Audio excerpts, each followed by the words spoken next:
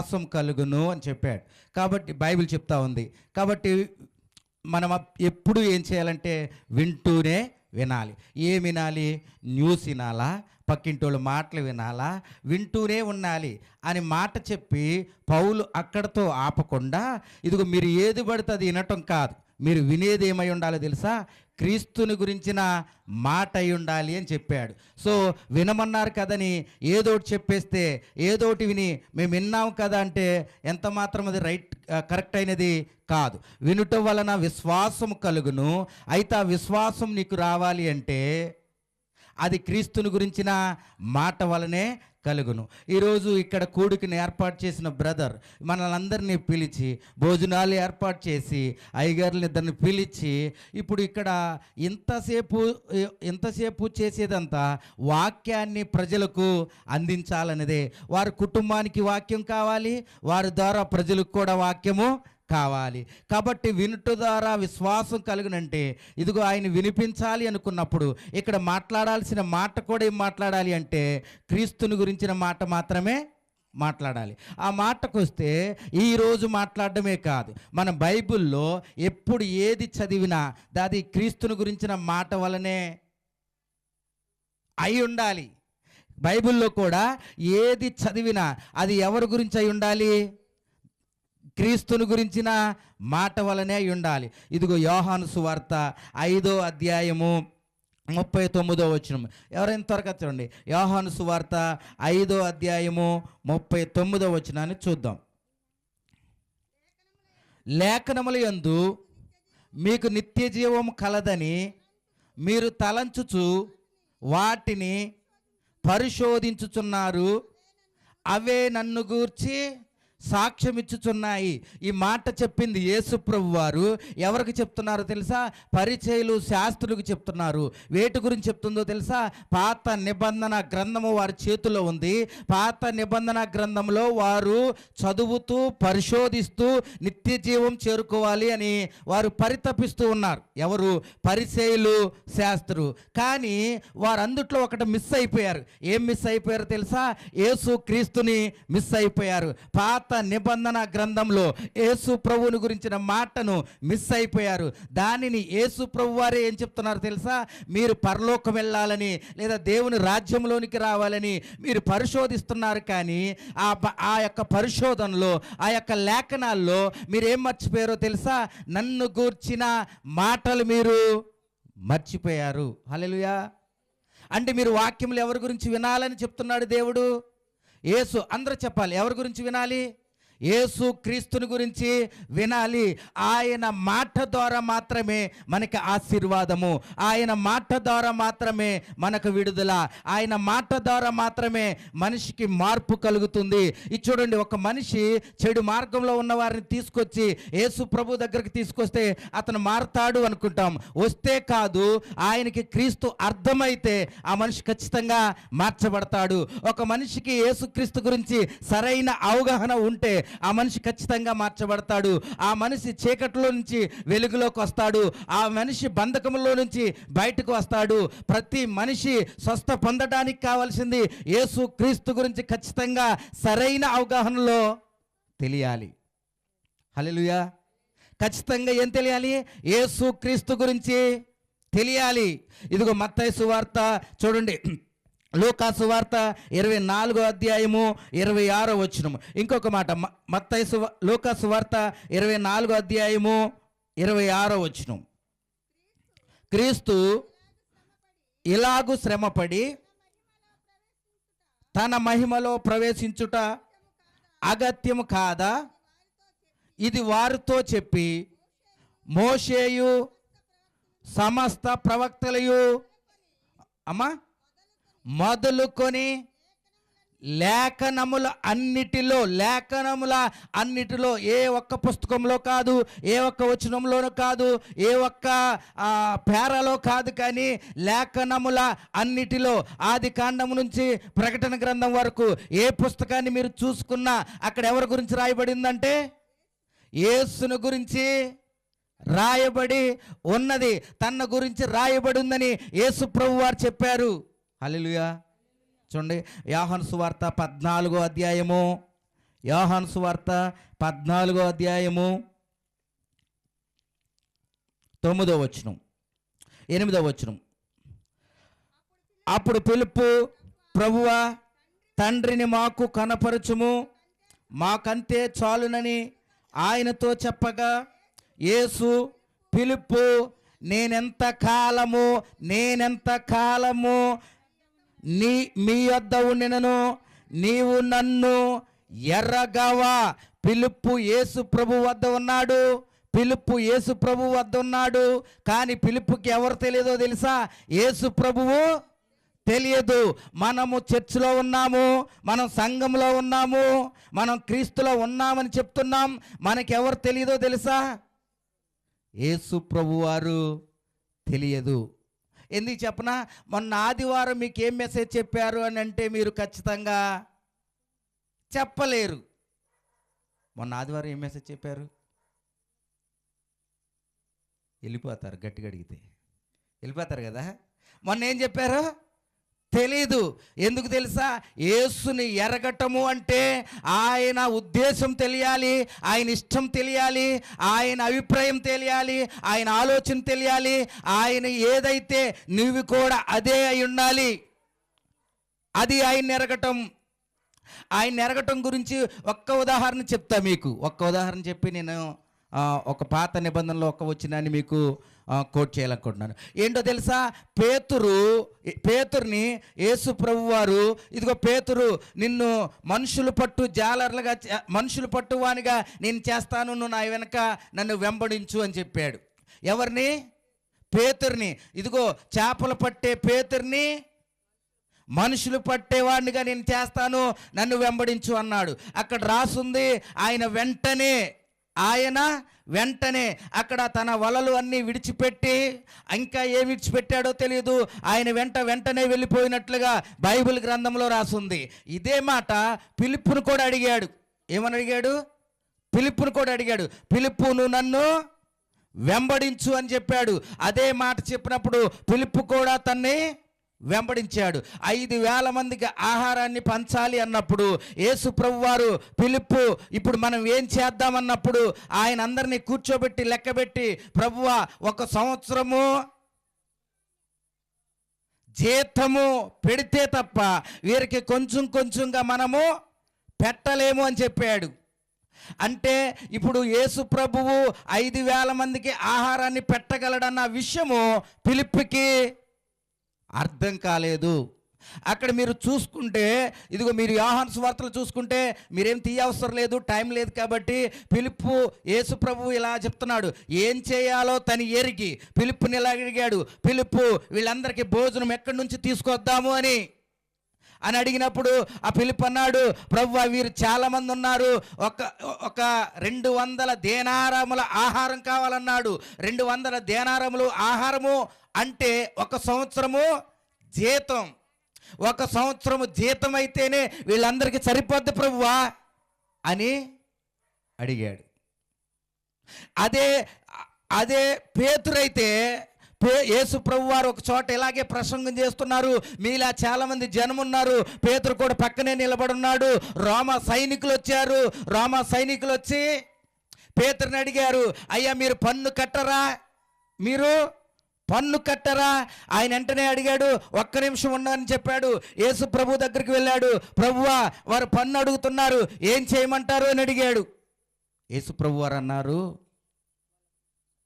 గ్యాలం పట్టుకొని వెళ్ళి నీళ్ళలో గ్యాలం వెయ్యి, చేప పడద్ది, లోపలేమో షెకేలు ఉంటుంది, డబ్బులు ఉంటాయి అని చెప్పాడు.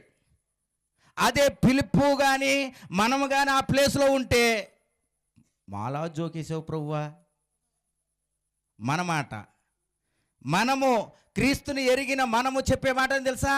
మంచి జోకేసావు ప్రభువా, ముందు డబ్బులు తీయనాలి. కానీ పేతురు అలా అనలేదు. పేతురు మనలాంటి వాడు కాదు, యేసుని ఎరిగిన వాడు. ఏమన్నాడో తెలుసా? వెళ్ళిపోతున్నాడు. ఎక్కడికి? సముద్రంకి. మిగతా శిష్యులు, పేతురు ఎక్కడికి వెళ్తున్నావు? గేలం తీసుకొని వెళ్తున్నా, ఇదిగో షెకేలు తేవడానికి వెళ్తున్నా. నీకేమైనా పిచ్చా పేతురా? కాదు, ఆయన చెప్పాడు, ఆయన చెప్తే ఖచ్చితంగా ఇది జరుగుతుంది. వెళ్ళాడు, గేలం వేశాడు, తీసుకొని ఇచ్చాడు. అడిగిన వాళ్ళందరూ ఫూల్స్ అయ్యారు. పేతురు ఒక్కడే సక్సెస్ అయ్యాడు. ఎలా ఇవ్వగలిగాడు? యేసు ప్రభువుని ఎరిగినవాడు పేతురు. యేసు ప్రభువుని ఎరిగినవాడు పేతురు. మనము యేసు ప్రభువుని ఎరిగామా లేదా అనేది చాలా ప్రాముఖ్యం. ఈ క్రైస్తవ జీవితంలో, యేసును నమ్మి నడుస్తున్న ఈ జీవితంలో యేసు ప్రభుని నువ్వెంత ఎరిగావు, నేనెంత ఎరిగాం అనేది ఖచ్చితంగా మనకి అవసరం. హల్లెలూయా. అదో యేసు ప్రభువుని ఎరిగిన వాడు ఎప్పుడు ధైర్యంగా బ్రతుకుతాడు. యేసు ప్రభువుని ఎరిగిన వాడు ఎప్పుడు సంతోషంగా బ్రతుకుతాడు. యేసు ప్రభువుని ఎరిగిన వాడు దేనికి అధైర్యపడడు. యేసు ప్రభువుని ఎరిగిన వాడు నిరుత్సాహం చెందడు. యేసు ప్రభువుని ఎరిగావా లేదా? చెరసాల్లో ఉన్న పౌలు, సంకెళ్లతో బంధించబడిన పౌలు ఏం చేశాడు? ఏంటి నాకు ఈ కర్మ అని చెప్పి ఆయన ఏడుస్తూ కూర్చున్నాడా? లేదు లేదు, అలా ఎంత మాత్రము కూర్చోలేదు. చంకిళ్ళు వేస్తున్నాయి, బోండాలు తగిలిచ్చున్నాయి, కానీ ఆయన దేవుణ్ణి స్తుతిస్తూనే ఉన్నాడు. దేవుణ్ణి స్తుతిస్తూనే ఉన్నాడు. ఇదిగో పేతురు, యేసుని ఎరిగిన పేతుర్ని, ఇదిగో యేసు ప్రభు చనిపోయిన తర్వాత, సువార్త ప్రకటన జరుగుతున్న తర్వాత, సంఘం ఏర్పడిన తర్వాత, ఇదిగో కొద్ది కాలానికి పేతురుని చంపవలసిన సమయం వచ్చినప్పుడు పేతురు భార్యను తల్లకిందులుగా పెట్టి కొయ్యటం మొదలుపెట్టారంట. ఏం చేశారు? కొయ్యటం మొదలుపెట్టారు. అప్పుడు వాళ్ళ వైఫ్ అంది, అయ్యా పేతురు, అయ్యా నేను భరించలేకపోతున్నా ఈ బాధని, ఏం చేయమంటావు అని అడిగితే, వాళ్ళ భార్య విడిచిపెట్టాలి అంటే యేసుప్రభు దేవుడు కాదని పేతురు చెప్పాలి. కానీ పేతురు ఏమన్నాడు తెలుసా? అమ్మ, 1 నిమిషం, 2 నిమిషాలు, 3 నిమిషాలు ఓర్చిపోతే నువ్వు చచ్చిపోతే ఆయనతో ఉంటావు, తర్వాత నేను కూడా నీ వెనక వస్తాను అని చెప్పాడు. అది యేసు ప్రభువుని ఎరగటం అంటే ఎప్పుడు కూడా మనము యేసుని ఎరిగిన వారిమై ఉంటే గనక ఎప్పుడు సంతోషంగా ఉంటాం, ఎప్పుడు ధైర్యంగా ఉంటాం. మనం యేసుని ఎరిగిన వారికి, ఎరగని వారికి డిఫరెన్స్ ఖచ్చితంగా ఉండాలి. కానీ అలా లేకపోవటం మన యొక్క దౌర్భాగ్యం. ఎరిగినవాడు ఎలాగున్నాడో ఎరగనివాడు కూడా అలాగే ఉన్నాడు. 50 రాసిన గ్రంథము, 50 ఎందుకు తెలుసా? మనకి యేసు ప్రభువుని ఎలా చూడాలో అలాగా చూడలేకపోతున్నాం, ఎలా అర్థం చేసుకోవాలో అలాగా మనము అర్థం చేసుకోలేకపోతున్నాం. బైబిల్లో ఫెయిల్ అయిన వాళ్ళందరూ, బైబిల్లో సక్సెస్ అయిన వాళ్ళందరూ, ఇదిగో సక్సెస్ అయిన వాళ్ళందరూ యేసుని సరిగ్గా అర్థం చేసుకున్నారు. ఫెయిల్ అయిన వాళ్ళందరూ ఆయన్ని సరిగ్గా అర్థం చేసుకోలేదు. అదే ప్రాబ్లం. మనము కూడా ఒక క్రైస్తవులుగా, యేసుని ఎరిగిన వారిగా సరైన అవగాహన మనకి ఖచ్చితంగా ఉండాలి. ఆయన్ని ఎరగాలి. ఆయన్ని ఎరగడం ఏంటంటే తెలుసా? ఒక్కటే ఆలోచన. మీకు అర్థం అవడానికి చెప్తా. ఇదిగో భార్యని కనుక ఏదన్నా అడిగారనుకో, భార్యని కనుక పక్కింటి వాళ్ళు వచ్చి ఏదన్నా అడిగారనుకో, అది చాలా కష్టమైందనుకో, ఆమె ఏమంటుంది తెలుసా? మా ఆయన్ని అడిగి చెప్తానమ్మా అని అంటారు. అదే గనక భర్తను కనుక ఏదన్నా కావాలని పెద్దది ఏదన్నా అడిగారు అనుకో, ఒకసారి మా అమ్మాయికి కూడా, ఆమెకు కూడా ఒక మాట చెప్తా అంటే, ఆమెకు ఒక ఆలోచన, ఈయనకు ఒక ఆలోచన ఉండటం కాదు. వాళ్ళిద్దరూ కలిసి ఒకేలాగా ఆలోచించటమే బంధం అయితే, అదే ఎరగటం అయితే, యేసు ప్రభువుకు ఒక ఆలోచన, నీకు ఒక ఆలోచన ఉండటము ఎరగటం ఎంత మాత్రము కాదు. ఆయన ఆలోచన ఏంటో నీ ఆలోచన అదే అవటము ఎరగటము. అప్పుడు మన ఆలోచన ఆయన ఆలోచన కంటే పెద్దది కాదు. కాబట్టి మనం ఎవరిని ఫాలో అయితే సరిపోద్ది? అమ్మ చెప్పాలి, బాగా చెప్తున్నారు. ఎవరిని యేసుని చూడాలి, యేసుని ఫాలో అవ్వాలి, యేసుతోనే ఉండిపోవాలి. హల్లెలూయా. ఆకలేస్తున్నవారు ఒకసారి చెప్పండి హల్లెలూయా. వెరీ గుడ్, బాగున్నారు, వినలేదు. 50 రాసిన గ్రంథము 1వ అధ్యాయము 10వ వచనం. టైం అయిపోయిందా? ఆ పొలము పాడైపోయెను, భూమి అంగలార్పుచున్నది, ధాన్యము నశించెను, కొత్త ద్రాక్షారసము లేకపోయెను, తైల వృక్షములు వాడిపోయెను. టైం సేవ్ కోసం 12వ వచనం, ద్రాక్ష చెట్టు ఎండిపోయెను, అంజూరపు చెట్టు వాడిపోయెను, దానిమ్మ చెట్లను, ఈత చెట్లను, జల్దారు చెట్లను, తోట చెట్లని వాడిపోయినవి, నరులకు సంతోషమేమియు లేకపోయెను. నరులకు ఏం లేదంట, సంతోషమేమి లేకపోయెను. చూడండి 2వ అధ్యాయము 1వ వచనం, సియోను కొండ మీద బాకా ఊదుడి, నా పరిశుద్ధ పర్వతం మీద హెచ్చరిక నాదం చేయడి, యెహోవా దినము వచ్చుచున్నదనియు అది సమీపమైనయు దేవుని నివాసులందరూ వణుకుదురు. దినము అంధకారముగా ఉండును, మహా అంధకారము కలుగును. ఇక్కడ నాకు మీకు తెలియాల్సిన విషయం తెలుసా?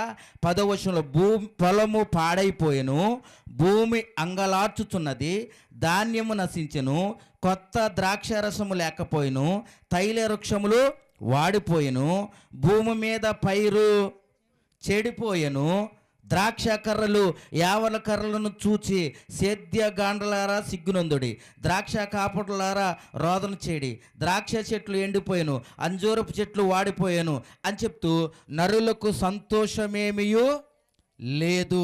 ఇదిగో ఎందుకు నరులకు సంతోషం లేదో తెలుసా? ద్రాక్ష చెట్లు ఎండిపోయాయంట, అంటే పంట ఎండిపోయింది, అంటే ఆర్థిక భౌతిక సంబంధమైన పరిస్థితి బాగోలేదు. మీకు అర్థం అవటానికి మనసు బాగోలేదు, పరిస్థితులు కూడా బాగోలేదు, ఆర్థిక సంబంధమైన విషయాలు కూడా బాగోలేదు.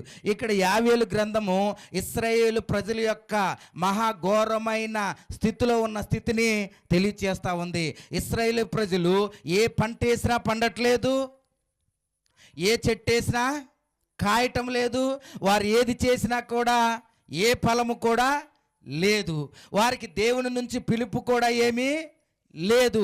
అలాంటి టైంలో ఇదిగో వారు నరులకు సంతోషమేమియో లేకపోయాను అని చెప్పాడు. వారికి ఏం లేదు అంటే సంతోషమేమీ లేదు అన్నాడు. ఎందుకు లేదో తెలుసా? ఇదిగో 2వ అధ్యాయం 14వ వచనంలో చూస్తే 13వ వచనంలో, మీ దేవుడైన యెహోవా కరుణ వాత్సల్యము గలవాడును, శాంతమూర్తియు, అత్యంత కృపగలవాడునయుండి తాను చేయనుద్దేశించిన కీడును చేయక పశ్చాత్తాపడును కనుక మీ వస్త్రములు కాక మీ హృదయములు చింపుకొని ఆయన తట్టు తిరుగుడి. ఆయన తట్టు తిరుగుడి. ఎవరి తట్టు తిరగాలి? దేవుని వైపు తిరగాలి. ఎందుకని వీరికి సంతోషం లేదో తెలుసా? వారు దేవుని తట్టు తిరగలేదు అని అర్థం వస్తుంది. ఎందుకు వారికి సంతోషం లేదు, ఎందుకు వారికి ఆశీర్వాదం లేదు, ఎందుకు భూమి పంట ఇవ్వట్లేదు, ఎందుకు మనస్సు బాగోలేదు, ఎందుకు తెలుసా? వారు దేవుని తట్టు లేరు అని చెప్తుంది. ఇదే ఇశ్రాయేలు ప్రజలు అంతకుముందు దేవుడు చేసిన ఎన్నో అద్భుతాలను వారు చూసిన వారు ఇప్పుడు దేవునికి వారు దూరంగా ఉండిపోయారు, దేవునికి వారు ఉండిపోయారు. మరి దేవుణ్ణి ఎరిగారా అని చెప్పొచ్చా? వీళ్ళని వెరగలేదు. వీరు ఏమైపోయారు అంటే దేవునికి దూరం అయిపోయారు. అందుకే యావేలు ఇలా రాస్తున్నాడు, మీరు ఆయన కృపా సత్య సంపూర్ణుడు కాబట్టి మీరు ఏం చేయాలో తెలుసా? మీరు పశ్చాత్తాపడి మీ బట్టలు చింపుకోవడం పశ్చాత్తాపాన్ని గుర్తు. బట్టలు చింపుకొని మీరు ఆయన తట్టు తిరగండి, మీ మనస్సులను ఆయన వైపు తిప్పండి అని చెప్పాడు. చూడండి 18వ వచనం, అప్పుడు యెహోవా తన దేశమును బట్టి రోషము పూని తన జనుల ఎడల జాలి చేసుకునేను. మరియు యెహోవా తన జనులకు ఉత్తరమిచ్చి చెప్పినదేమనగా, ఇకను అన్యజనుల్లో మిమ్మును అవమానాస్పదముగా చేయక మీరు తృప్తి నొందినంతగా నేను ధాన్యమును కొత్త ద్రాక్షారసమును తైలమును మీకు పంపించెదను. ఇప్పుడు వరకు ఇశ్రాయేలు ప్రజలేమో దేవుని తట్టు లేరు అని చెప్పాడు. లేకపోవటం వల్ల వారి పరిస్థితి బాగోలేదని మనకి అర్థమవుతుంది. సడన్గా ఇక్కడ ఈ దేవుడు మాట్లాడుతూ ఏం చెప్పాడు తెలుసా? ఇకను అన్నాడు. ఇక అంటే ఎప్పుడో మీకు అర్థమవుద్ది కొద్ది నిమిషాల్లో. ఇకను అన్యజనులలో అంటే దేవుని ఎరగని వారి దగ్గర దేవుని ఎరిగిన మీరు ఇంకెప్పుడు కూడా అవమానాన్ని పొందరు అని చెప్తుంది. ఎప్పుడు? ఇకను అంటే ఎప్పుడు చెప్తున్నాడు? అన్ని జనులు మిమ్మల్ని అవమానాస్పదగా చేయను. మీరు తృప్తి పొందినంతగా ఇప్పుడు వరకు ఆకలితో అలమడిచ్చారు, ఇప్పుడు తృప్తి పొందుతారు. ఇప్పుడు వరకు త్రాగడానికి ద్రాక్షారసం లేదు, ఇప్పుడు ద్రాక్షారసం పొందుతారు అని చెప్తూ ఆయన ఏమన్నాడు తెలుసా? 23వ వచనంలో, సియోనులారా ఉత్సాహించి మీ దేవుడైన యెహోవా యందు సంతోషించడి. తన నీతిని బట్టి ఆయన తొలకరి వర్షమును కడవరి వర్షమును మీకు అనుగ్రహించును. తన నీతిని బట్టి. దేనిని బట్టి? నీతిని బట్టి. దేనిని బట్టి చెప్పాలి అందరూ? నీతిని బట్టి. తన నీతిని బట్టి. ఇందాకేమన్నాడంటే మీరు దేవుని వైపు తిరగాలి అని చెప్పాడు. మరి వాళ్ళు తిరిగారా లేదా? తిరిగారని అక్కడ రాయలేదు. వారు తిరిగారా లేదో చెప్పలేదు. అక్కడ చెప్పకుండానే ఆయన ఏమన్నాడు తెలుసా? ఇకను మీకు అవమానం కాని రోజు, మీకు అవమానము లేని రోజు, ధాన్యము విస్తారంగా వచ్చే రోజు, ద్రాక్షారసము ఎక్కువ కలిగే రోజు, ఇదిగో తన నీతిని బట్టిస్తాను అని చెప్తూ కొట్ల ధాన్యమును నిండును, కొత్త ద్రాక్షారసము కొత్త తైలమును గానుగులకు పైగా పొర్లి పారును. మీరు కడుపారా తిని తృప్తి పొంది మీ కొరకు వింత కార్యములు జరిగించిన మీ దేవుడైన యెహోవా నామమున స్తుతించినట్లు నేను పంపిన మిడతలను, గొంగళి పురుగులను, పసరి పురుగులను, చీడ పురుగులను అను మహాసైన్యము తినివేసిన సంవత్సరమనే పంటను ఏమిస్తా అని చెప్తున్నాడు దేవుడు? సంవత్సరము అనే పంటను ఏమిస్తా అని చెప్తున్నాడు? సంవత్సరము అనే పంటనిస్తాను అని చెప్తున్నాడు. దీనికి ముందేం చెప్పాడు తెలుసా? నరులకి సంతోషమేమి లేదు. దేనిని బట్టి? దేవునికి దూరంగా ఉన్న దాన్ని బట్టి నరులకి సంతోషమేమి లేదు. పంట వేసినా పండట్లేదు, తినడానికి తిండి లేదు, మనసుకి మనశ్శాంతి లేదు. అది పాతకాలము. ఇప్పుడు దేవుడు ఒక నిర్ణయం తీసుకున్నాడు. ఇది చాలా ప్రాముఖ్యమైన విషయం, అందరూ వినాలి. ముగించేస్తున్నాను. ఇదిగో దేవుడు ఒక నిర్ణయం తీసుకున్నాడు. ఏంటో తెలుసా? ఇదిగో తన నీతిని బట్టి, అంటే తనని బట్టి, తన స్వభావాన్ని బట్టి, తన యొక్క లక్షణాన్ని బట్టి ఒక నిర్ణయం తీసుకున్నాడు. ఇక నుంచి మీకు అవమానం ఏమీ లేదు, ఇక నుంచి మీకు ఇంకా ఏ లోటు ఉండదు. ఎప్పుడు తెలుసా? నేను సంవత్సరం అనే పంట మీకు ఒకరోజు ఇవ్వబోతూ ఉన్నాను అని చెప్తున్నాడు. హల్లెలూయా. ఏమిస్తానన్నాడు? సంవత్సరం అనే పంట ఇస్తానని చెప్పాడు. ఇదిగో అదే ఈ సంవత్సరం దేవుడు మీకు ఇవ్వబోతున్న పంట. మీరు ఆ సంవత్సరాన్ని చూడాలి. మీరు దేన్ని చూడాలి? సంవత్సరాన్ని చూడాలి. ఏ సంవత్సరం? సంవత్సరం అనే పంట ఇస్తా అన్నాడు. ఆయన సంవత్సరం అనే పంటను తీసుకొచ్చి మీకు ఇచ్చినప్పుడు ఇంకే లోటు మీకు ఉండదు అని చెప్పాడు. ఆ సంవత్సరం అనే పంట మీ దగ్గరకు వస్తే మీకు సమృద్ధి ఉంటుంది అని చెప్పాడు. సంవత్సరం అనే పంట మీ దగ్గరకు వచ్చినప్పుడు మీరు మారతారు అని చెప్పాడు. ఆ సంవత్సరం అనే పంట మీ దగ్గరకు వచ్చినప్పుడు మీకు విడుదల అని చెప్పాడు. ఆ సంవత్సరం అనే పంట మీ దగ్గరకు వచ్చినప్పుడు మీకు సంతోషం అని చెప్పాడు. హల్లెలూయా. ఏమి మనకు వద్దన్నట్టుకున్నారండి మీరు. ఇప్పుడు మనకేం కావాలి? సంవత్సరం అనే పంట. ఇంతకీ ఏ సంవత్సరం బ్రదర్ మీరు చెప్పరేంటి అని అనాలి మీరు నన్ను. సంవత్సరం అనే పంట అన్నారు, ఇందాక నుంచి సంవత్సరం అనే పంట అంటున్నారు. ఆ పంట ఏదో మీరు నాకు చెప్పట్లేదు. ఇదిగో ఆ సంవత్సరం అనే పంట. మీరు కొత్త సంవత్సరం వచ్చినప్పుడు ఈ సంవత్సరం దేవుడు ఈ వాగ్దానం చేత మిమ్మల్ని తృప్తిపరిచి, ఏ వాగ్దానం ఏదో ఒకటి ఇచ్చి ఉంటారు మీకు. మీ చర్చిలో ఇచ్చారా లేదా? ఇచ్చారా? మీరు ఒకటి తీసుకుని ఉంటారు, పాస్టర్ గారు ఒకటి చెప్పుంటారు, సంఘానం మొత్తానికి ఒక వాగ్దానం చెప్పుంటారు, మీరు ఒక్కొక్కటి తీసుకొని ఉంటారు. ఆ వాగ్దానం మీకు ఈ సంవత్సరం అంతా దీని అవన్నీ పక్కన పెట్టేయండి. ఇప్పుడు ఈ సంవత్సరం అనే పంట ఈరోజు తీసుకోండి. ఈ పంట, ఈ సంవత్సరం అనే పంట ఇక్కడ తెలుగులో ఇలా ఉంది. దీని హీబ్రూ పదంలో చూస్తే భలే ఉంది నాకు. ఈ సంవత్సరం అనే పంటని దేవుడు మీకు ఈరోజు, మీ పంటని మీరు ఈ సంవత్సరాన్ని మీరు చూడాలి. ఈ సంవత్సరం అనే పంట మీరు చూస్తే ఏమవుద్ది అన్నాడు, కింద చెప్పాడు, తొలకరి వర్షం ప్రారంభమవుద్ది. అంటే ఎండిపోయిన భూములపై నీళ్లు పడితే ఎలా ఉంటుందో, ఎండిపోయిన మన జీవితాలపై ఆయన యొక్క ఆశీర్వాదము ప్రారంభము అవుతుంది. హల్లెలూయా. సంవత్సరం అనే పంట ఇప్పుడు మీకు తెలియపరిచి నేను ముగించేస్తాను. చూడండి, సంవత్సరం అనే పంటను మీరు చూడడానికి కింద చదవండి. మీకు మరలా నిత్తును, ఇక నా జనులు ఎన్నటికీ సిగ్గునందరు, అప్పుడు ఇశ్రాయేలీయుల మధ్య ఉన్నవాడును నేనే అనియు, నేనే మీ దేవుడినని, యెహోవాననియు, నేను తప్ప వేరొక దేవుడు లేడనియు మీరు తెలుసుకుంటారు.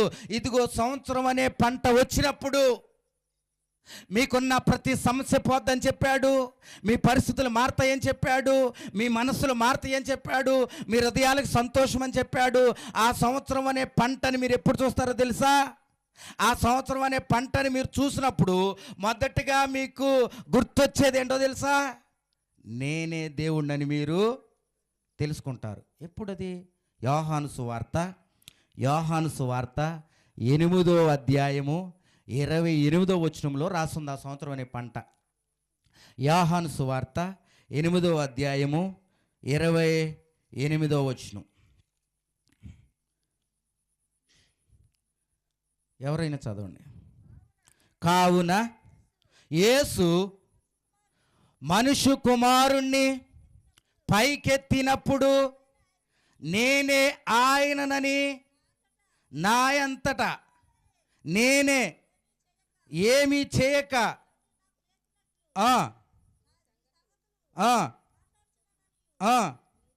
మీరు గ్రహించెదరు. మళ్ళొకసారి ఫస్ట్ లైన్ చదవండి. మనుష్య కుమారుడు పైకెత్తినప్పుడు నేనే ఆయనను. మనుష్య కుమారుడు పైకెత్తినప్పుడు ఎవరు మనుష్య కుమారుడు? యేసు ప్రభువారు. పైకెత్తడం అంటే ఎక్కడికెత్తుతాడు? తెలీదా? యేసు ప్రభు పైకెత్తబడేది ఎప్పుడు? ఇంకొంచెం. యేసు ప్రభు పైకెత్తబడినప్పుడు నేనే ఆయననని మీరు ఎరుగుదురు. అర్థంగా ఎవరు చెప్పారు? క్లాప్స్ కొట్టండి, క్లాప్స్ కొట్టాలి. మనుష్య కుమారుడు పైకెత్తబడినప్పుడు యోహాను సువార్త 1వ అధ్యాయంలో రావుంది.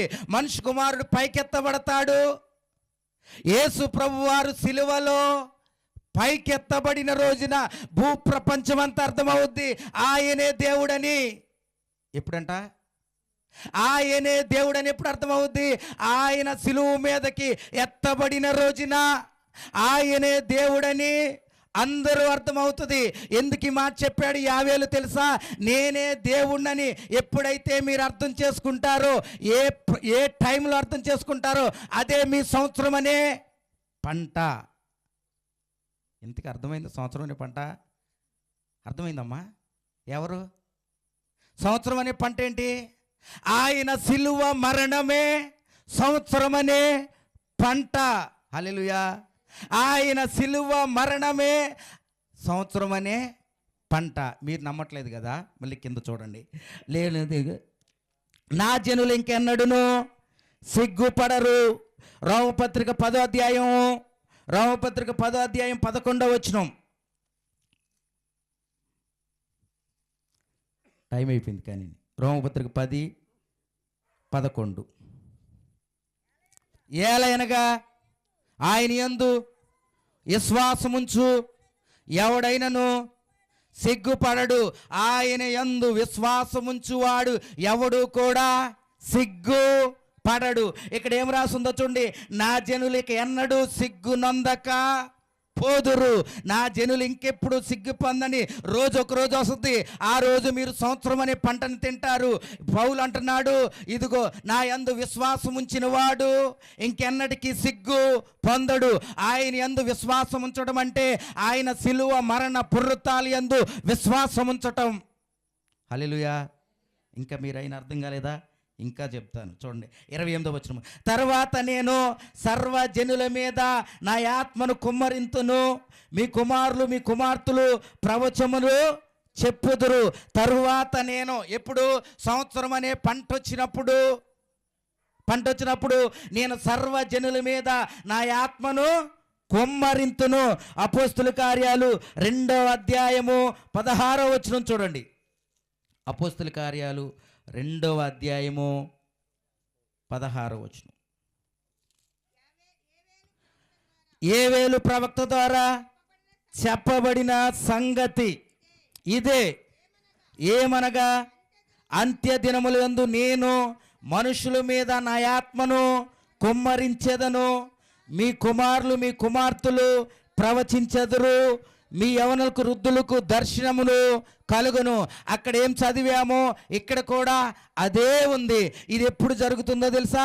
యేసు ప్రభు వారు సిలువలో మరణించి తిరిగి లేచిన తర్వాత పరిశుద్ధాత్మ దేవుడు ఇదిగో విశ్వాసుల మీదకి, సంఘం మీదకి వచ్చిన మొట్టమొదటిసారి చెప్పిన మాట. పరిశుద్ధాత్మ దేవుడు మన మీదకి వచ్చిన పెంతుకొస్తు దినాన్ని గుర్తు చేస్తూ, ఇదిగో ఏ సంవత్సరం అనే పంట ఎప్పుడు వస్తుందో తెలుసా? ఇదిగో సంవత్సరం అనే పంట వచ్చిన రోజున నేనే దేవుణ్ణని మీరు తెలుసుకుంటారు. ఎప్పుడు దేవుణ్ణని తెలుసుకుంటారని కొత్త నిబంధన చెప్తుంది. యేసు ప్రభువు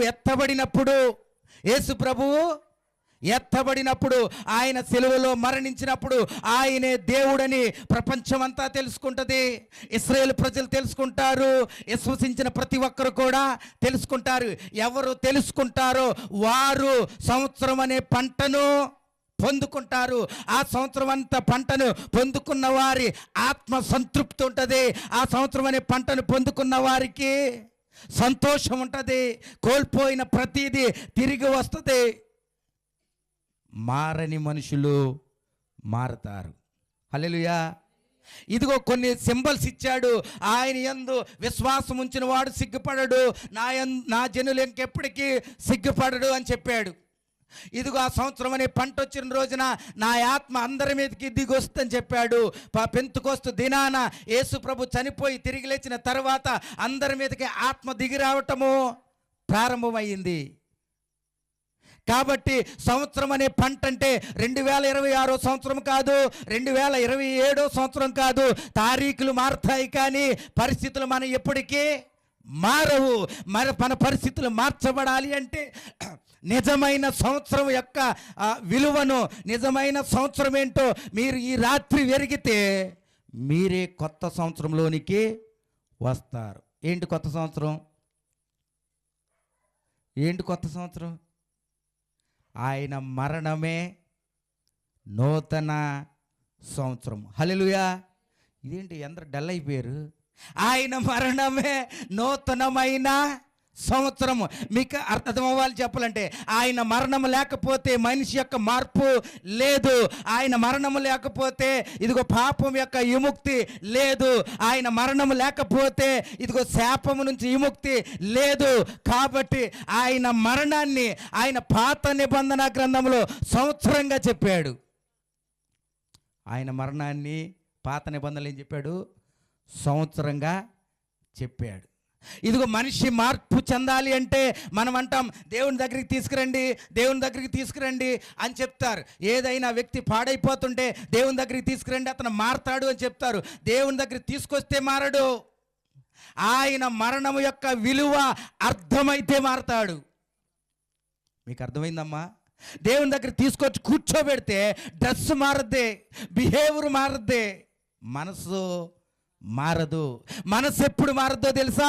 ఆయన మరణము, ఆయన ఎందుకు మరణించాడో తెలియాలి, తను ఏ పరిస్థితిలో ఉన్నాడో తెలియాలి, తను ఎంత పాపియో తెలియాలి, ఆయన ఎంత పరిశుద్ధుడో తెలియాలి, ఆయన ఎందుకు మరణించాడో తెలియాలి. అది తీసుకురావటం అంటే. అది వచ్చిన రోజున, అతను మారిన రోజున అతను ఆ పంటను తిన్నట్లు, ఆ పంటను తిన్నవాడికి సంతృప్తి. చెప్తున్నప్పుడు నువ్వెంత పాపం చేస్తున్నావో దాని యొక్క ప్రతిఫలం యేసు ప్రభు అనుభవిస్తున్నాడు. పశ్చాత్తాపడ్డాడు. చిచి, నేను పాపం చేస్తే ఆయన శిక్షను భరిస్తున్నాడా? నేను చీకటి గదిలో చేసేదానికి ఆయన బలి అవుతున్నాడు. ఒక మనిషి దేవుని దగ్గరికి రావటం అంటే ఆయన సిలువ మరణము అర్థం కావాలి. అదే నూతనమైన సంవత్సరం మీకు. హల్లెలూయా. ముగించేస్తున్నాను, 2 నిమిషాలు. నూతనమైన సంవత్సరం ఏది అంటే ఆయన మరణాన్ని నువ్వు ఎరగటమే నూతనమైన సంవత్సరం. నూతన సంవత్సరం అనే పంట యేసుక్రీస్తు. ఆయన మరణము అదిగో సంవత్సరం అయితే ఆయన నీ కొరకు పంట వేసేటప్పుడు భూమిని దున్నాలి, విత్తనం లోపలేయాలి, అది లోపల నుంచి బద్దలు కొట్టుకొని మళ్ళీ బయటకు రావాలి, అది మనకి పంటలాగా రావాలి. సేమ్ యేసు ప్రభు వారి శరీరం దున్నబడింది నీకు పంటగా మారడానికి. ఆయన సమాధిలోకి వెళ్ళాడు నీకు పంటగా మారడానికి. ఆయన బద్దలు కొట్టుకొని తిరిగి బయటకు వచ్చాడు మీకు పంటగా మారడానికి. ఆయన ప్రథమ ఫలము అని కొరింథీయులకు రాసిన పత్రిక 15:23 చెప్తుంది. ఆయనే మనకు ప్రథమ ఫలము. చర్చికి వెళ్ళామా, వచ్చామా, విన్నామా, అయిపోయింది, కీల్కతాం. మనం ఎవరు అంటే మంచి భక్తిపరులం. ఎవరు అంటే భక్తిపరులం. డ్రెస్ మారద్ది, మాట మారద్ది, కానీ హార్ట్ మారదు. మారాల్సింది హార్ట్, మారాల్సింది హృదయం. అది మార్చబడాలంటే ఆయనను నువ్వు ఎరగాలి, ఆయన ప్రేమను ఎరగాలి. యేసు ప్రభుని ప్రతి లేఖనంలో నువ్వు సరిగ్గా అర్థం చేసుకోవాలి. అలా అర్థం చేసుకోకపోతే మనం పైన ఎన్ని మార్చినా కానీ ఉపయోగం ఏమీ ఉండదు. ఆ యొక్క అనుభూతి కూడా ఉండదు. ఏ అనుభూతి? హ్యాపీనెస్. దేవుణ్ణి కలిగి ఉన్నామనే హ్యాపీనెస్ లేకుండానే జీవితం వెళ్ళిపోద్ది. కొంతమంది క్రైస్తవులను చెప్పుకొని ట్యాగ్ చేసేసుకొని బ్రతుకుతున్నారు, కానీ మార్పు కొంచెం కూడా లేదు. మార్పు కొంచెం కూడా లేదు. ఇదిగో ఆయన అర్థమైన వాడు ఎలా ఉంటాడో చెప్పనా? ఆయన అర్థమైన వాడు, ఆయన ఎరిగిన వాడు ఎలా ఉంటారో చెప్పనా? ఆయనలా ఉంటాడు. హల్లెలూయా. ఎలా ఉంటాడు? ఆయనలా ఉంటాడు. నిన్ను చూస్తున్నప్పుడు, చర్చికి వెళ్ళే ప్రతి ఒక్కరిని నిన్ను చూస్తున్నప్పుడు నువ్వు ఒక్కొక్కళ్ళు ఒక్కొక్క క్రీస్తులా కనపడాలి లోకానికి. ఎక్కడ ఉంది? ఒక్కొక్కళ్ళు ఒక్కొక్క క్రీస్తులాగా కనపడిన రోజున నువ్వు క్రీస్తుని ఎరిగిన వాడవు, ఎరిగిన ఆమెవు. నువ్వు ఎరిగావా? నీ ఆలోచన వేరు, ఆయన ఆలోచన ఏరైతే ఎరిగినట్టేమీ కాదు. ఈ సంవత్సరం మీరు నూతన సంవత్సరం అనే పంట క్రీస్తు మరణాన్ని నువ్వు అర్థం చేసుకోవడంలోనే ఉంది. కొత్త సంవత్సరం డ్రెస్ మార్చారు, ఉపయోగం ఏమీ లేదు. ఇంటి ముందు ముగ్గేసి 2025 తీసి 26 పెట్టారు, ఉపయోగం ఏమీ లేదు. క్రీస్తుని తీసుకొచ్చి మీ లోపల పెట్టండి, ఆయనతో ఉండండి, ఆయన్ని అర్థం చేసుకోండి. మీరు నూతన సంవత్సరంలో ఉంటారు. మీ ఫలము, మీ విడుదల, మీ సంతోషము, మీ యొక్క ఆనందము ప్రతిదీ ఆయన అర్థం చేసుకోవడంలోనే ఉంది. హల్లెలూయా, హల్లెలూయా. దేవుడి మాటలు దీవించును కాక. Thank you. అవకాశం ఇచ్చిన అయ్యగారికి, కుటుంబానికి, ఓపికగా ఉన్న మీ అందరికీ ప్రత్యేకమైన వందనాలు. Thank you.